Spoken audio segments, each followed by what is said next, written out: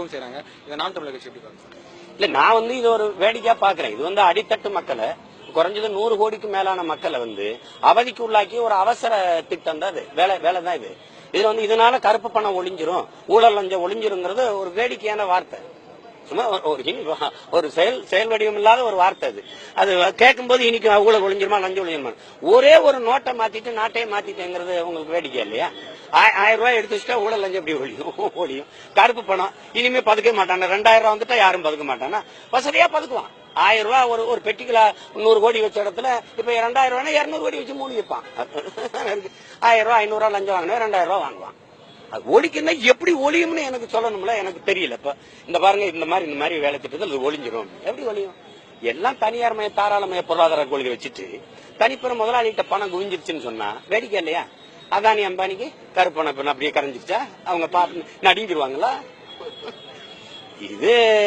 இது ஒரு நீங்க வரிசையில நிக்கிற மக்கள் வங்கியில பணத்தை மாத்த தினக்கூலிகளும் அன்றாடங்காட்சிகளும் பஞ்ச பராரிகளும் பசியும் பட்டினியுமா காசு இல்லாம அரிசி பருப்பாங்க, காசு இல்லாம 1000 2000 வச்சு வரிசையில நிக்குது. எந்த பணக்காரன் நிக்கிறான் பாருங்க.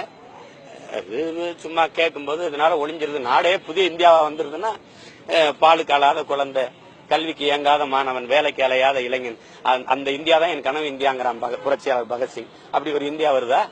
எல்லாரும் ஒரே குளத்துல குளிச்சிடலாமா? ஒரே கோயில் கும்பிட்டுலாமா? சாதியை தீண்டாம ஏற்றதாழ்வு இல்லாத ஒரு சமூகம் உருவாயிருச்சா? ஏழை பணக்காரங்கள வர்க்க வேறுபாடு இல்லாத ஒரு இந்தியா வந்துருச்சா? பெண்ணி அடிமைத்தனம் இல்லாத இந்தியா வந்துருச்சா? எல்லாருக்கும் கல்வி மருத்துவம் சமமா சரியா தரமா வந்துருச்சா? இலவசமா நல்ல சாலை வசதி, தடையற்ற மின்சாரம்.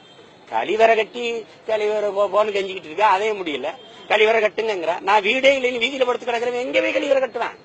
இந்த நிலையில நாட்டை வச்சுக்கிட்டு ஒரு நோட்டை மாத்திக்கிட்டு நான் நாடே மாத்திட்டேன்னா எல்லாம் வேடிக்கை, சிரிச்சுட்டு போக வேண்டியது.